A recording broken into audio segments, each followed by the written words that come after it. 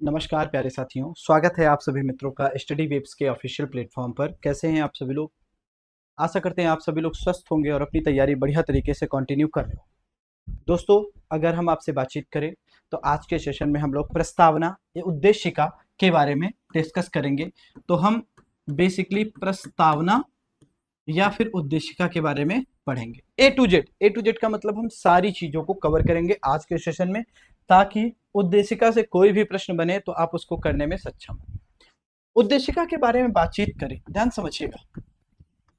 उद्देशिका के बारे में बातचीत करें तो उद्देशिका होती क्या है? उद्देशिका के बारे में अगर हम आपसे बातचीत करें तो उद्देशिका क्या होता है?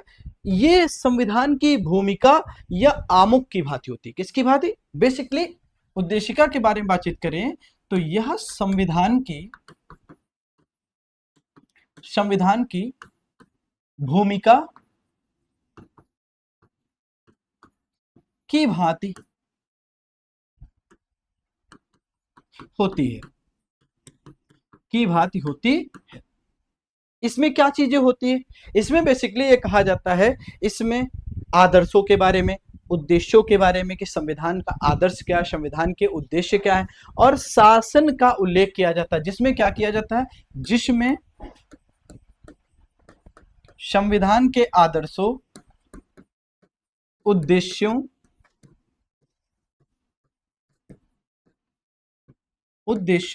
और शासन का उल्लेख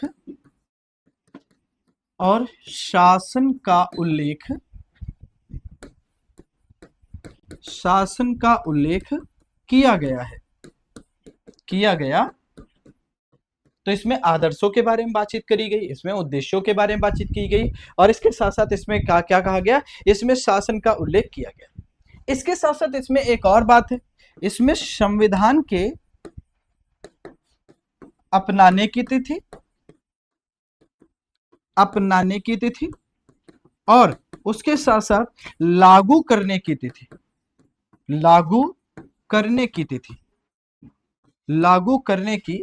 तिथि का भी क्या हुआ है? लागू करने की तिथि का भी उल्लेख है। लागू करने की तिथि का भी उल्लेख देखने को मिलता है। तो संविधान क्या है? संविधान बेसिकली ये भूमिका या आमुख की भांति है, जिसमें संविधान के आदर्शों, उद्देश्यों, शासन के बारे में उल्लेख किया गया है, और इसमें साथ साथ संविधान को अपनाने की तिथि या संविधान के अपनाने की तिथि और इसको लागू करने की तिथि के बारे में भी क्या किया गया? उद्देशिका में बताया गया है। ये तो उद्देशिका की डेफिनेशन हो गई। दूसरी बातचीत अगर हम करें इसी पर देखते हुए, उद्देशिका जो है वो सबसे पहले अमेरिका के संविधान में अपनाई गई थी। मतलब जो उद्देशिका है, उद्देशिका के बारे में जब हम आपसे बात करते हैं तो ये बेसिकली यूएसए से अपनाई गई है। कहां से? यूएसए से अपनाई गई है। अब यूएसए के बारे में कोई जानकारी नहीं लेनी है, बस इतना ध्यान दीजिएगा, यूएसए विश्व का पहला देश है जहां पर रिटन कॉन्स्टिट्यूशन देखने को मिलता है। मतलब अगर हम आपसे बातचीत करें, विश्व का पहला देश जहां पर लिखित संविधान है, लिखित संविधान की बातचीत करेगी, first country of the world, विश्व का पहला देश जहां पर क्या किया गया है? जहां पर लिखित संविधान सबसे पहले अपनाया गया है। हमारे यहाँ जो उद्देशिका है उसको हमने अपनाया कहां से? तो भारत ने भी उद्देशिका को अमेरिका से अपनाया। पहला पॉइंट, भारत ने उद्देशिका को कहां से अपनाया है? भारत ने उद्देशिका को अमेरिका से अपनाया है। अमेरिका से हमने इसको लिया है। लेकिन इसकी भाषा के बारे में जब प्रश्न पूछा जाता है कि संविधान की जो प्रस्तावना, इसकी भाषा, भारतीय संविधान की प्रस्तावना की भाषा कहां से ली गई, तो संविधान की बातचीत करें, भारत के संविधान या भारत की संविधान की प्रस्तावना की भाषा, संविधान की प्रस्तावना की भाषा कहां से ली गई है? तो आप देखोगे प्रस्तावना की जो भाषा है वो ऑस्ट्रेलिया के संविधान से ली गई है। कहां से? ऑस्ट्रेलिया के संविधान से ली गई है। तो ये दो क्वेश्चन अलग अलग हैं, आपके एग्जाम में यहां से प्रश्न डायरेक्टली पूछे जाते हैं, तो गलत नहीं करके आना।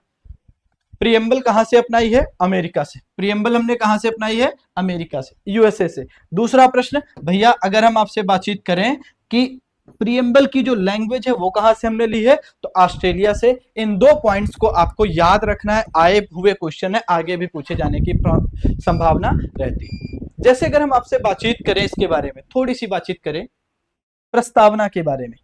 ये जो प्रस्तावना है, आप देखते हो संविधान सभा की जो पहली बैठक है वो कब हो रही है?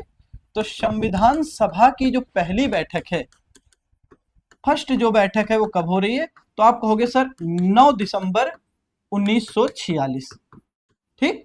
दूसरी बैठक आप देखते हो 9 4 13, 13 दिसंबर नहीं 11 दिसंबर, 11 दिसंबर 1946 को दूसरी बैठक। और तीसरी बैठक है, तीसरी बैठक कब हो रही है? तो 13 दिसंबर 1946 को हो रही, 1946 को हो रही। कब हो रही? 1946 को। यही वह दिन है, यही वह दिन है, 13 दिसंबर 1946 वह दिन है जब क्या किया गया, जब जवाहरलाल नेहरू ने, जेएल नेहरू ने क्या किया था? जेएल नेहरू ने संविधान सभा में क्या किया था? उद्देश्य प्रस्ताव, ऑब्जेक्टिव रिजोल्यूशन, उद्देश्य प्रस्ताव प्रस्तुत किया था। उद्देश्य प्रस्ताव प्रस्तुत किया था। उद्देश्य प्रस्ताव कब किसने प्रस्तुत किया था? तो 13 दिसंबर 1946 को, 13 दिसंबर 1946 को जवाहरलाल नेहरू जी ने क्या किया था? उद्देश्य प्रस्ताव प्रस्तुत किया था। आगे चलकर आप देखते हो 22 जनवरी 1947 को, कब? 22 जनवरी 1947, 1947 को यह पारित कर दिया गया। यह क्या हो गया? यह पारित कर दिया गया। पारित कर दिया का मतलब इसको अपना लिया गया। तो मतलब अगर हम आपसे बातचीत करें, यहां पर ध्यान समझिएगा, तो उद्देश्य प्रस्ताव को क्या किया गया? अपनाया गया। संविधान सभा ने इसको अपना लिया। तो संविधान सभा में उद्देश्य प्रस्ताव कब प्रस्तुत किया गया था? 13 दिसंबर 1946 को। दूसरा प्रश्न पूछा जाता है, भैया ये पास कब हुआ, पारित कब हुआ?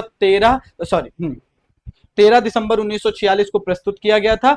22 जनवरी 1947 को क्या हो जाता है? यह पारित हो जाता है। इतनी तो बात बिल्कुल कॉमन थी। संविधान की जो प्रस्तावना है वो हमने कहां से अपनाई है? अमेरिका से। प्रस्तावना की जो भाषा है वो हमने कहां से ली है? प्रस्तावना की जो भाषा है, अगर हम इसके बारे में आपसे बातचीत करें तो वो हमने ऑस्ट्रेलिया के कॉन्स्टिट्यूशन से ली। ठीक है। और यहीं पर थोड़ी सी बातचीत अब आगे हम करते हैं। प्रस्तावना के बारे में अगर हम आपसे बातचीत करें तो इसमें कुछ चीजें देखने को मिलती हैं। क्या क्या? पहली चीज देखने को मिलती है भैया सत्ता का स्रोत क्या है। पहला क्या देखने को मिलता है? सत्ता का स्रोत। सत्ता का स्रोत क्या है? दूसरा सत्ता का स्वरूप कैसा है? दूसरा क्या देखने को मिलता है? तो हम कहेंगे सत्ता का स्वरूप देखने को मिलेगा, स्वरूप देखने को मिलेगा। और अगर हम अगली आपसे बातचीत करें तो सत्ता का उद्देश्य, इसमें क्या क्या देखने को मिलेगा? सत्ता का उद्देश्य। अब आप पढ़ते हो, क्या पढ़ते हो जरा सा ध्यान से समझना। प्रस्तावना पढ़ते ही क्या याद आता है? हम भारत के लोग, हम भारत के लोग भारत को संपूर्ण प्रभुत्व संपन्न, समाजवादी, पंथ निरपेक्ष, लोकतंत्रात्मक गणराज्य बनाने के लिए dash dash dash dash dash अपनी इस संविधान सभा में 26 नवंबर 1949 मिति मार्गशीर्ष शुक्ल सप्तमी को क्या करते हैं? अंगीकृत, अधिनियमित, क्या कर रहे हैं? ध्यान समझना, अंगीकृत, अधिनियमित एवं क्या कर रहे हैं? आत्मार्पित कर रहे हैं। अंगीकृत, आत्मार्पित, अधिनियमित, आत्मार्पित करते हैं। ये हमारे कॉन्स्टिट्यूशन की प्रीएम्बल की लैंग्वेज है। और यही लैंग्वेज है हम भारत के लोग। यही टर्म बताता है कि भैया जो सत्ता का स्रोत है वो क्या है? तो भारत के संविधान की सत्ता का जो स्रोत है, या हम सत्ता के स्रोत की बातचीत करें, वो है जनता। जनता का मतलब भारत के लोग, भारत के लोग। अब ध्यान समझना, भारत के लोग के बारे में बातचीत करें तो भारत की आबादी बहुत बड़ी है, 145 करोड़ आज के टाइम पर हो गए। तो हमारे यहां पर जब हम डेमोक्रेसी की बातचीत करते हैं तो डेमोक्रेसी कैसी है, प्रत्यक्ष या अप्रत्यक्ष? तो आपका उत्तर आना चाहिए सर अप्रत्यक्ष लोकतंत्र। अप्रत्यक्ष लोकतंत्र क्यों? क्योंकि आम जनता हमारे और आपके द्वारा जो भी कैंडिडेट चुने जाते हैं उनके द्वारा क्या किया जाता है, शासन का संचालन किया जाता है, कानूनों का निर्माण किया जाता है। तो हमारे यहां देखने को मिलेगा अप्रत्यक्ष लोकतंत्र। लेकिन जो कम आबादी वाले देश है वहां पर प्रत्यक्ष लोकतंत्र देखने को मिलता है। दूसरी बातचीत ध्यान समझना, तो हमारे यहां सत्ता का स्रोत क्या है, जनता। जनता का मतलब भारत की लोग, भारत की, we the people of India. वही अगर हम आपसे बातचीत करें सत्ता का स्वरूप क्या है, जब हम सत्ता के स्वरूप की बात करते हैं तो सत्ता का स्वरूप यह है भैया, हम भारत को क्या बनाना चाहते हैं, संपूर्ण प्रभुत्व संपन्न। संपूर्ण प्रभुत्व संपन्न। अगला अगर हम कहें तो समाजवादी। समाजवादी। अगला हम कहें तो पंथ निरपेक्ष। पंथ निरपेक्ष।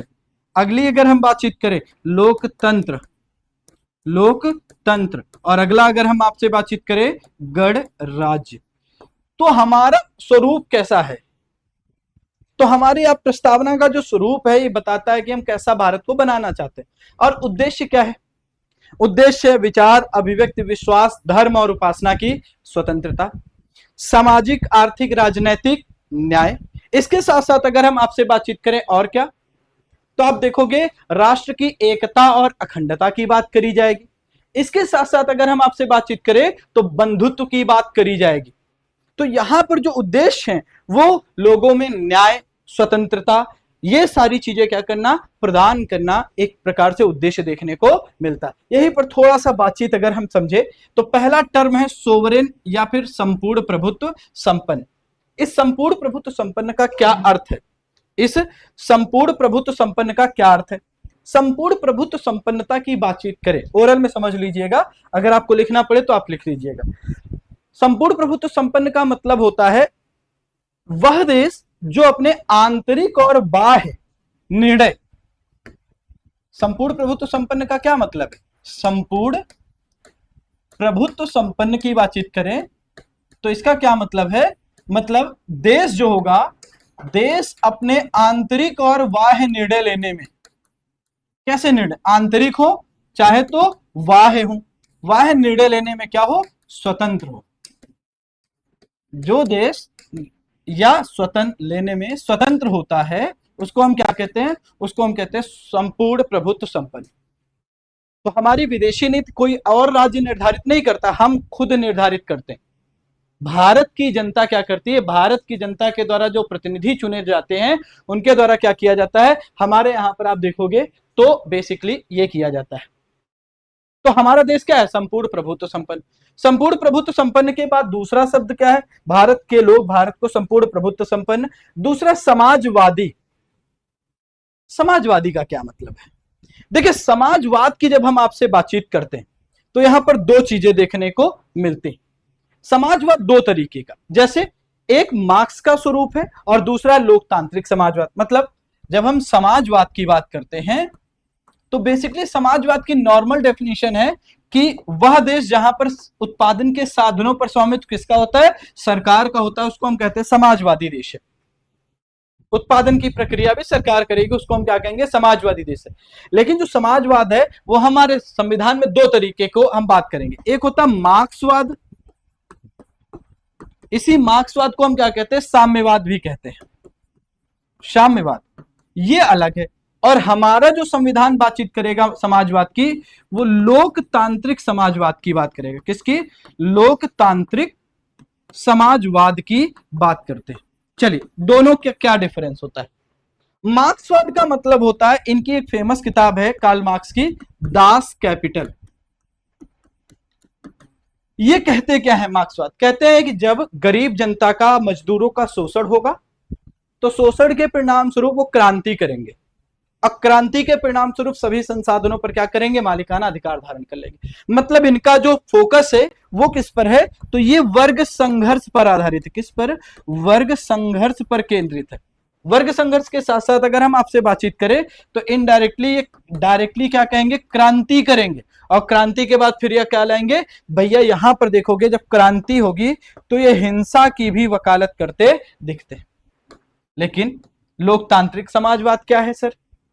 लोकतांत्रिक समाजवाद का मतलब है लोकतांत्रिक साधनों के आधार पर हम क्या करेंगे, हम समाजवाद लाएंगे। लोकतांत्रिक साधनों के आधार पर। अब ये लोकतांत्रिक साधन क्या है? लोकतांत्रिक साधनों के आधार पर हम क्या करेंगे, समाजवाद लाएंगे। अब ये लोकतांत्रिक साधन क्या है? हमारे देश में आपको पता है चुनाव होगा, आपको पता है यूनिवर्सल एडल्ट सफ्रेज है, जो वयस्क मताधिकार, 18 वर्ष से अधिक की उम्र के जो भी लोग हैं उनको, भारतीय लोगों को वोट देने का अधिकार है। ठीक है, इसके साथ साथ अगर हम आपसे बातचीत करें तो आप देखोगे क्या होगा, हम कहेंगे संसद के कानून होंगे। अब संसद के जो कानून होंगे वो व्यक्ति विशेष को वरीयता नहीं देंगे, सबके लिए बराबर होंगे। इसके साथ साथ अगर हम आपसे बातचीत करें तो यहां पर ध्यान दीजिएगा, सामाजिक आर्थिक नियोजन की भी बात करी जाएगी। सामाजिक आर्थिक नियोजन, सोशल इकोनॉमिक प्लानिंग की भी यहां पर बातचीत देखने को मिलेगी। अब यहीं पर ध्यान समझना, यहीं पर ध्यान समझना, लोकतांत्रिक समाजवाद की क्या परिभाषा संविधान में दी गई है? तो हम कहेंगे संविधान में लोकतांत्रिक समाजवाद की परिभाषा नहीं। क्या संसद के किसी कानून में इसकी परिभाषा दी गई है? हम कहेंगे जी नहीं। क्या इसकी परिभाषा कहीं दी गई है? हाँ दी गई। किसने दी है? सुप्रीम कोर्ट ने लोकतांत्रिक समाजवाद की परिभाषा दी है। लोकतांत्रिक समाजवाद की परिभाषा किसने दी है? लोकतांत्रिक समाजवाद की परिभाषा ये आपकी कहां से निकल कर आई है परिभाषा? तो आप देखोगे सुप्रीम कोर्ट, और सुप्रीम कोर्ट का ये मैटर कहां से आता है? तो एक केस है जिसको आप डीएस नकारा, नकारा वर्सेस भारत संघ केस, भारत संघ केस 1982, 1982, यहां से निकलकर आती है कौन? लोकतांत्रिक समाजवाद की परिभाषा। ये लोकतांत्रिक समाजवाद क्या कहता है? लोकतांत्रिक समाजवाद कहता है कि भैया समाजवाद का अर्थ है जन्म से लेकर मृत्यु तक व्यक्ति को सुरक्षा देना। लोकतांत्रिक समाजवाद का क्या अर्थ है? तो परिभाषा यहां पर दी जा रही सुप्रीम कोर्ट के द्वारा। क्या कह रहे हैं कि जन्म से लेकर मृत्यु तक, इसका मतलब क्या है? जन्म से लेकर, जन्म से लेकर मृत्यु तक, मृत्यु तक व्यक्ति को सुरक्षित, व्यक्ति को सुरक्षित करना, व्यक्ति को सुरक्षित करना, यह क्या है? यही आपका समाजवाद है। यही आपका क्या है? समाजवाद है। आप सोचिए कितनी बढ़िया परिभाषा है। यहाँ ना क्रांति की बात है, ना हिंसा की बात है, ना वर्ग संघर्ष की बात है। हमको क्या करना? हमको सिक्योरिटी प्रोवाइड करनी है। किसको? व्यक्ति को। कहां से? हम कहेंगे from cradle to grave, cradle to grave. ठीक है, मतलब जन्म से लेकर मृत्यु तक व्यक्ति को क्या करना है? जन्म से लेकर मृत्यु तक व्यक्ति को सुरक्षा प्रदान करनी है। यह हमारा लोकतांत्रिक समाजवाद है। और इसकी परिभाषा डीएस नकारा वर्सेस भारत संघ केस 1982 में दी गई। ठीक, अब यहां पर लोकतांत्रिक समाजवाद का अर्थ है क्या है? भैया आय की असमानता भी कम करना। आय की असमानता को क्या किया जाएगा? कम करने का प्रयास किया जाएगा। आय की असमानता को कम करा जाएगा। कैसे? अमीर लोगों से ज्यादा टैक्स लिया जाएगा, गरीब लोगों से टैक्स नहीं लिया जाएगा। गरीब लोगों के वेलफेयर के ऊपर ढेर सारी चीजें खर्च करी जाएंगी। इसके साथ साथ और देखेंगे जीवन स्तर में असमानता को भी कम करना। इसका अगला अगर हम पॉइंट देखें तो जीवन स्तर में असमानता को क्या करना? असमानता को कम करना। ठीक, जीवन स्तर में असमानता को कम करना, ये भी हमारे लोकतांत्रिक समाजवाद का एक उद्देश्य है। इसके साथ साथ बातचीत करें मजदूर एवं वंचित वर्ग के जो लोग हैं उनका क्या करना? कल्याण करना। तो अगला देखेंगे मजदूर एवं वंचित वर्ग के लोगों का कल्याण करना।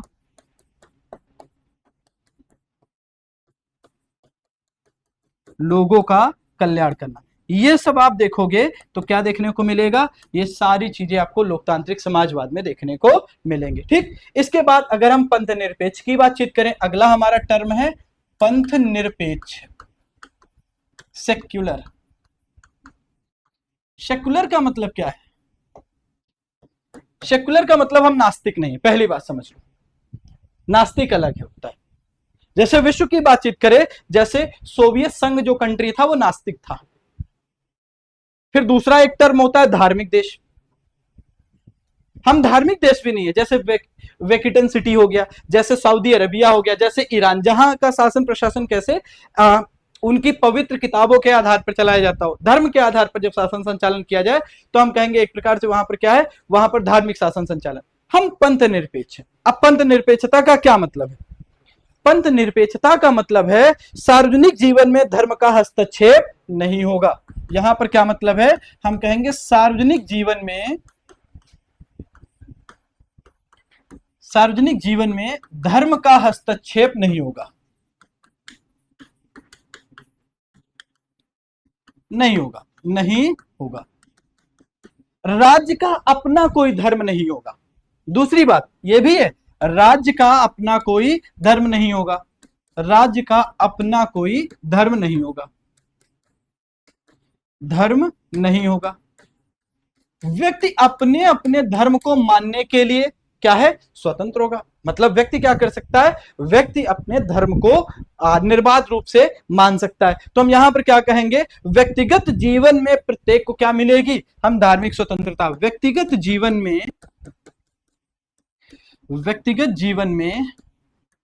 प्रत्येक व्यक्ति को धार्मिक स्वतंत्रता होगी। क्या होगी? धार्मिक स्वतंत्रता। राज्य किसी धर्म विशेष की उन्नति के लिए कोई काम नहीं करेगा, लेकिन सब धर्मों पर क्या कर सकता है? कुछ काम कर सकता है। धर्म विशेष की उन्नति के लिए स्टेट को मना किया गया है कि आप क्या करोगे? धर्म विशेष की उन्नति के लिए कोई कदम उठाओगे नहीं। ठीक है, तो हमारा ये पंथ निरपेक्ष है। पंथ निरपेक्ष का मतलब ना तो नास्तिकता से है, ना ही धार्मिकता से। ये कुछ अलग है, ये कुछ क्या है? अलग है। राज्य का अपना कोई नहीं धर्म होगा। ठीक है, राज्य अपने नागरिकों से धर्म के आधार पर भेदभाव नहीं करेगा। ये भी ध्यान दीजिएगा, राज्य अपने नागरिकों से धर्म के आधार पर भेदभाव बिल्कुल भी नहीं करेगा। ऐसी बातचीत करी गई। ठीक, फिर लोकतंत्र का मतलब क्या है? लोकतंत्र की परिभाषा बचपन से आप पढ़े आ रहे हो। डेमोक्रेसी की डेफिनेशन आप बचपन से पढ़े आ रहे हो। डेमोक्रेसी डेमोक्रेटिया से बना है। बेसिकली आप लोग अब्राहम लिंकन की परिभाषा याद करते हो। कौन? जनता का, जनता के द्वारा, जनता के लिए शासन ही क्या है? लोकतंत्र। लेकिन ये जो परिभाषा है, अगर हम आपसे बातचीत करें तो ध्यान समझिएगा, लोकतंत्र के बारे में जब हम आपसे बातचीत करें तो ये जो परिभाषा किसकी है? अब्राहम लिंकन की देखने को मिलती। किसकी? अब्राहम लिंकन की। और ये अमेरिका के प्रेसिडेंट रहे। अब यहां पर ध्यान समझिएगा, लोकतंत्र दो स्वरूप में देखने को मिलेगा, एक प्रत्यक्ष लोकतंत्र और दूसरा अप्रत्यक्ष लोकतंत्र। एक है प्रत्यक्ष लोकतंत्र और दूसरा क्या है? अप्रत्यक्ष लोकतंत्र। अप्रत्यक्ष लोकतंत्र। प्रत्यक्ष लोकतंत्र का मतलब क्या होता? जनता स्वयं शासन संचालित करे। जनता स्वयं क्या करे?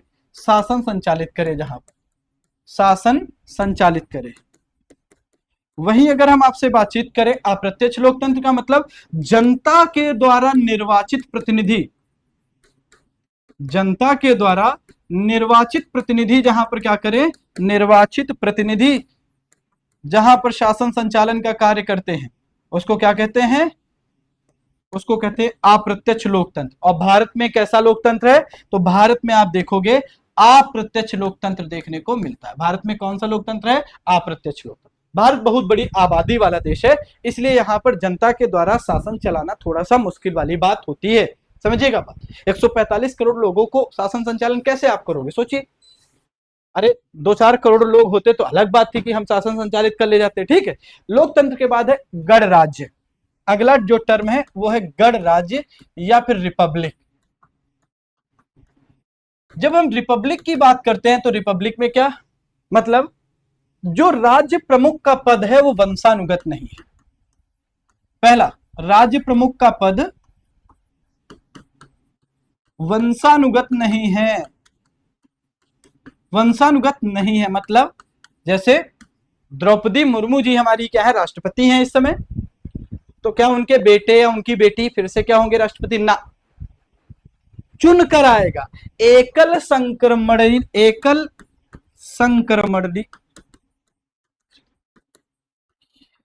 संक्रमणीय हस्तांतरण मत पद्धति द्वारा, हस्तांतरण मत पद्धति द्वारा क्या किया जाएगा? मत पद्धति द्वारा राष्ट्रपति का चुनाव होगा।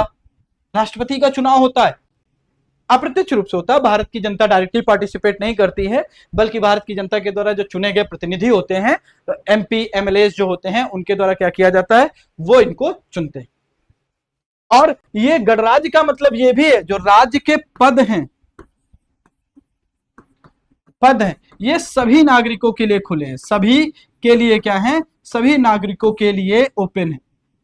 मतलब अगर आप चाहो तो आप भी राष्ट्रपति का चुनाव लड़ सकते हो, बस योग्यता है, योग्यताओं का पालन कर लीजिए। ठीक, तो ये तो हमारी क्या थी? ये हम आपसे बातचीत कर रहे हैं बिल्कुल सामान्य सी भाषा में, लोकतंत्र की और किसकी? गणराज्य के बारे में आपसे बात हो गई, लोकतंत्र के बारे में और गणराज्य के बारे में।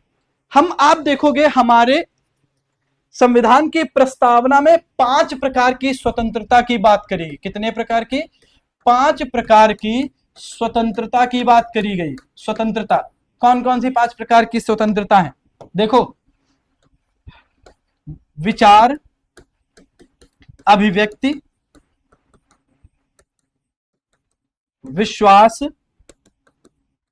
विश्वास, धर्म और क्या है? उपासना की स्वतंत्रता। उपासना की स्वतंत्रता। तो 5 प्रकार की स्वतंत्रता। और विचार आंतरिक है, अभिव्यक्ति करना ये बाह्य है। विश्वास के बारे में जब हम आपसे बातचीत करें तो विश्वास के बारे में कहेंगे किसी भी विचारधारा को स्वीकार करना। विश्वास का मतलब क्या है? किसी भी विचारधारा को स्वीकार करना। विचारधारा को स्वीकार करना क्या है? ये आप देखोगे तो विश्वास है। धर्म के मतलब क्या होता है? जो धारण करने योग्य हो। और फिर क्या है? उपासना।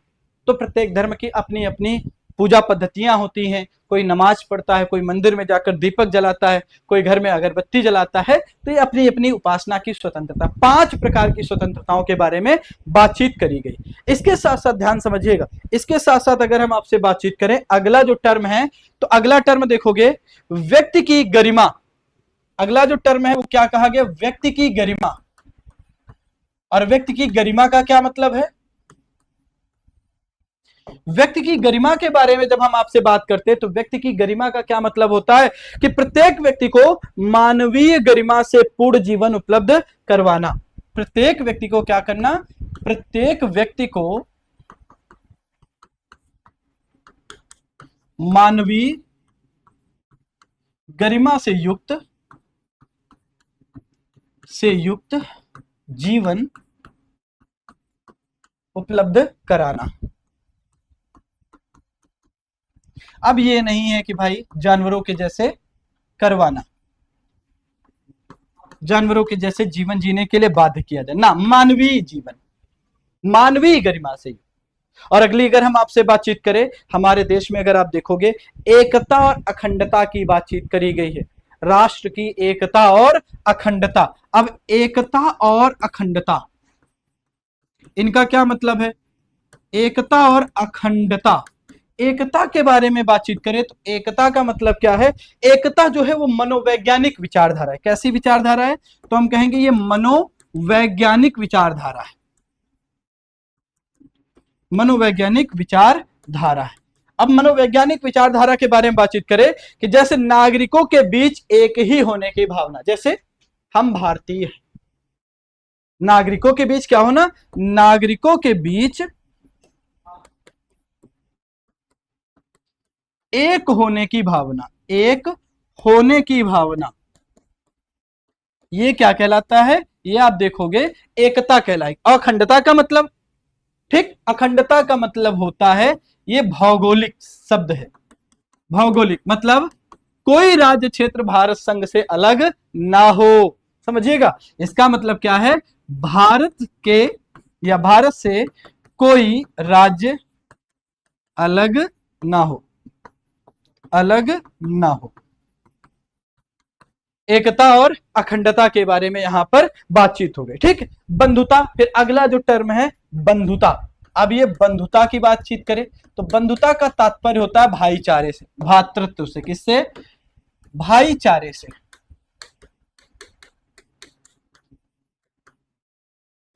भ्रातृत्व से हम ये बातचीत करेंगे, भाईचारे की बातचीत करेंगे। और फिर सबसे अंत की बातचीत करें तो इसमें क्या कहा गया है? इसमें कहा गया है कि भाई हम इस क्या करते हैं, संविधान को अंगीकृत, अधिनियमित और आत्मार्पित करते हैं। अगले जो टर्म्स है हमारे कॉन्स्टिट्यूशन के प्रियम्बल में, अंगीकृत, अधिनियमित और आत्मार्पित करते हैं। ये अंगीकृत कब किया गया, मतलब एडॉप्ट कर कब किया गया, तो मतलब अंगीकृत किया जा रहा 26 नवंबर 1949। और लागू कब किया जा रहा है, पूरी तरीके से कब लागू हो जा रहा है, अपना लिया जा रहा है, अपनाया जा रहा है 26 नवंबर को। और लागू की बातचीत करें तो लागू कब किया जा रहा है, तो लागू किया जा रहा है 26 जनवरी 1950 को। 24 तारीख को 12वीं बैठक होती है संविधान सभा की। राष्ट्रपति डॉक्टर राजेंद्र प्रसाद को क्या किया जाता है, निर्वाचन किया जाता है। एक प्रकार से वो सर्वमत से क्या हुए, सर्वमत से क्या हुए, उनको राष्ट्रपति निर्वाचित किया जाता है। और उसके बाद हमको संविधान सभा 24 तारीख को भंग कर दी जाती है। 3 प्रतियों पर सिग्नेचर होते हैं संविधान की, और 26 जनवरी 1950 से इसको लागू किया जाता है। तो 26 जनवरी ही क्यों चुनी गई? 26 जनवरी इसलिए चुनी गई ताकि लाहौर अधिवेशन 1929 का अगर आपको याद हो, उसके लिए भी यहाँ पर क्या हुआ, हमारा 26 जनवरी सिंबॉलिक था, इसीलिए हमने 26 जनवरी की डेट ही चुनी। संविधान के संबंध में कुछ कथन देखने को मिलते हैं। जैसे एग्जाम्पल की बातचीत करें, जैसे प्रस्तावना संविधान की आत्मा है, ये शब्द किसने कहे, तो ये स्टेटमेंट है प्रस्तावना, प्रस्तावना संविधान की आत्मा है। संविधान की क्या है, आत्मा है। ये किसने कहा, तो ये शब्द जो है आत्मा ठाकुरदास भार्गव जी ने कहा। किसने? ठाकुरदास भार्गव जी ने कहा, ठाकुरदास भार्गव। ठीक। एक और स्टेटमेंट सुनिएगा दूसरा, ये कहा गया है कि संविधान यदि शरीर है, संविधान यदि शरीर है, शरीर है तो प्रस्तावना उसकी आत्मा या परछाई, प्रस्तावना उसकी आत्मा या परछाई है, परछाई है। ये किसने कहा? ये कहा आपका सुभाष कश्यप जी ने। किसने कहा? सुभाष कश्यप जी ने। ठीक। अगले स्टेटमेंट के बारे में बातचीत करें तो एक स्टेटमेंट है ननी पालकीवाला का। क्या है? प्रस्तावना भारतीय संविधान का क्या है, भारतीय समाज का परिचय पत्र है। प्रस्तावना भारतीय समाज का या भारतीय संविधान का परिचय पत्र है। ये किसने कहा? ननी परिचय पत्र है, ये ननी पालकीवाला ने कहा।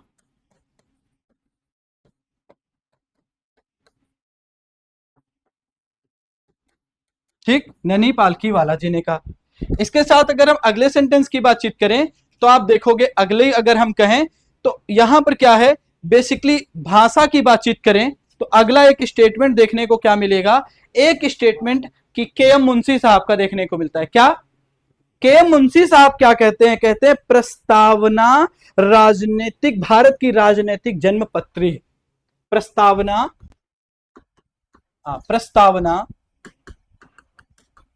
भारत की राजनीतिक, राजनीतिक जन्म पत्री है, जन्म पत्री। ये किसने कहा? ये कहा आपका के.एम. मुंशी साहब ने कहा। ठीक। एक और स्टेटमेंट थोड़ा सा इंपॉर्टेंट है और ये स्टेटमेंट कभी कभी पूछ लेता है, और वो क्या है कि प्रस्तावना संविधान निर्माताओं के मस्तिष्क को समझने की कुंजी है। प्रस्तावना संविधान निर्माताओं के मस्तिष्क को समझने की, निर्माताओं के मस्तिष्क को समझने की, को समझने की, को समझने की कुंजी है। कुंजी किसने कहा? ये गजेंद्र गडकर जी ने, गजेंद्र गडकर जी ने कहा।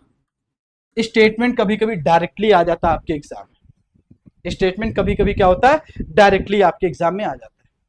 अब यहीं पर थोड़ी सी बातचीत और करेंगे। थोड़ी सी बातचीत किस मामले में, क्या प्रस्तावना संशोधनीय है या संशोधनीय नहीं है, या इसमें क्या इनफोर्सेबल है, प्रवर्तनकारी है, या अप्रवर्तनीय है। तो हम इसके बारे में जब हम आपसे बात करते हैं तो यहीं से हमारा प्रस्तावना के संबंध में कुछ वाद हुए। पहला वाद जो होता है वो मदन गोपाल वर्सेस भारत संघ केस 1947। मदन गोपाल 1957, मदन गोपाल वर्सेस या बनाम भारत संघ 1957 केस, 1957 के।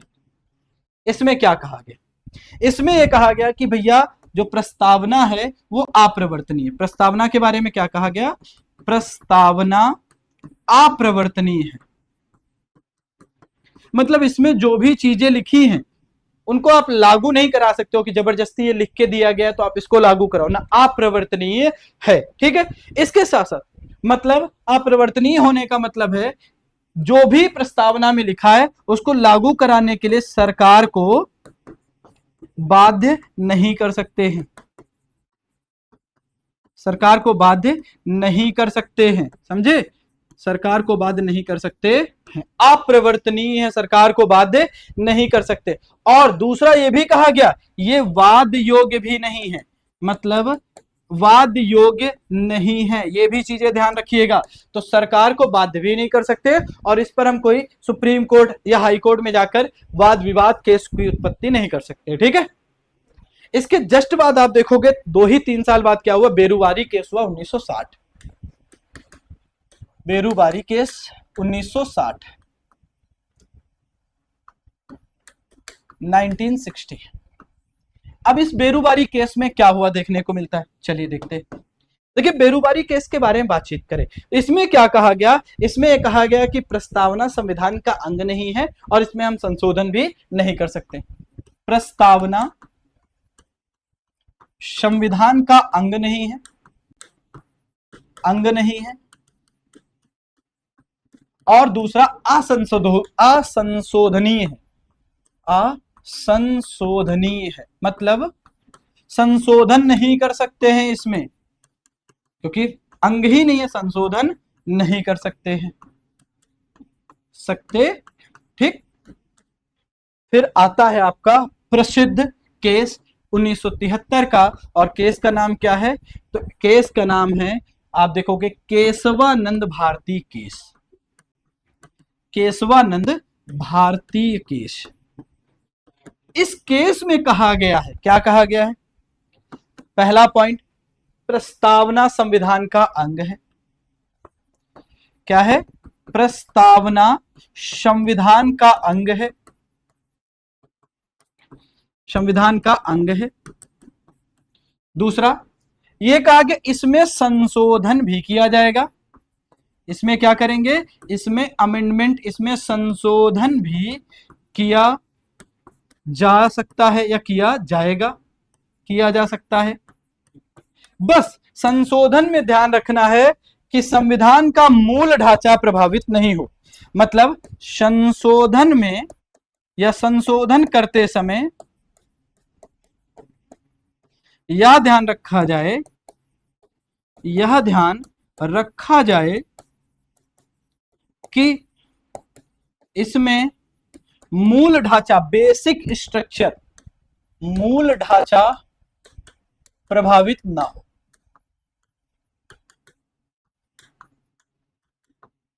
बेसिक स्ट्रक्चर प्रभावित ना हो, प्रभावित ना हो। अब बाद में यही केशवानंद भारती केस को ही एसआर बोम्मई केस के द्वारा सपोर्ट किया गया।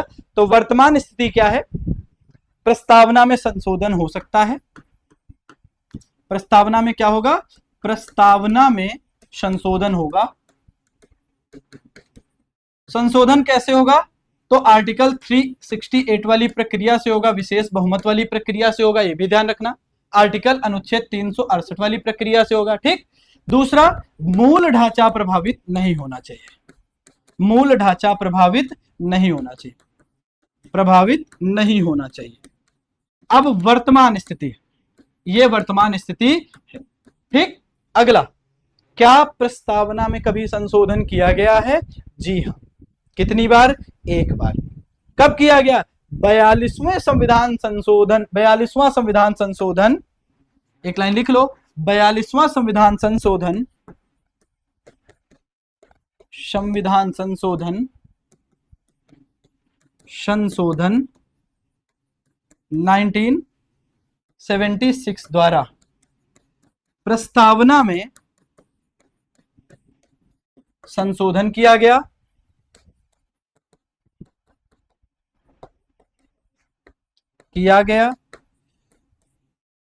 और इसमें समाजवादी, पंथ निरपेक्ष और अखंडता शब्द क्या जोड़ा गया? अखंडता शब्द जोड़ा गया। ये शब्द क्या किए गए? ये शब्द आपके जोड़े गए। ये कब जोड़े गए? तो ये शब्द जोड़े जा रहे हैं 1976 में 42वें संविधान संशोधन के द्वारा। 42वें संविधान संशोधन के द्वारा ये टर्म्स क्या किए जा रहे हैं? जोड़े जा रहे हैं। तो प्रस्तावना संविधान का भाग है। प्रस्तावना के बारे में बातचीत करें तो इसमें संशोधन हो सकता है, वाद योग्य नहीं है आज भी। ठीक है, और अगर हम आपसे बातचीत करें, संशोधन करते समय बेसिक स्ट्रक्चर जो थ्योरी है वो ध्यान में रखी जाएगी। जैसे अगर हम बातचीत करें तो आप देखोगे हमारे संविधान में 3 प्रकार के प्रस्तावना में 3 प्रकार के न्याय की बात करी गई। कितने प्रकार की न्याय की बात? 3 प्रकार की। कौन कौन से न्याय? सामान्य भाषा में कहोगे सामाजिक न्याय, आर्थिक न्याय, और उसके साथ साथ कौन सा न्याय? राजनैतिक न्याय। और ये न्याय का कॉन्सेप्ट कहां से लिया गया है? इस न्याय के कॉन्सेप्ट को कहां से लिया गया है? कोई बता पाएगा हमको? बताओ जल्दी से। इस न्याय के कॉन्सेप्ट को हमने कहां से अपनाया है? जल्दी से बताओ भाई। तो आप देखोगे न्याय के कॉन्सेप्ट को हमने रूस से लिया है, सोवियत संघ से। कहां से? सोवियत संघ से लिया है। कितने प्रकार की स्वतंत्रता की बात करी गई है? स्वतंत्रता 5 प्रकार की। 3 प्रकार का न्याय, 5 प्रकार की स्वतंत्रता। कौन कौन सी स्वतंत्रता? विचार अभिव्यक्ति, विचार अभिव्यक्ति, विश्वास, धर्म और उपासना की स्वतंत्रता, विश्वास, धर्म और उपासना की स्वतंत्रता। तो देखो 5 प्रकार की स्वतंत्रता हो गई है। कितने प्रकार की? 5 प्रकार की स्वतंत्रता हो गई। अगली बातचीत करें, आप देखोगे हमारे संविधान में प्रस्तावना में स्वतंत्रता, समता और बंधुत्व की बातचीत करी गई है। स्वतंत्रता, समता और बंधुत्व की बात करी गई है। और स्वतंत्रता, समता और बंधुत्व का विचार कहां से लिया गया है? तो स्वतंत्रता, समता और बंधुत्व का जो विचार है वो हमने फ्रांस से लिया है। कहां से?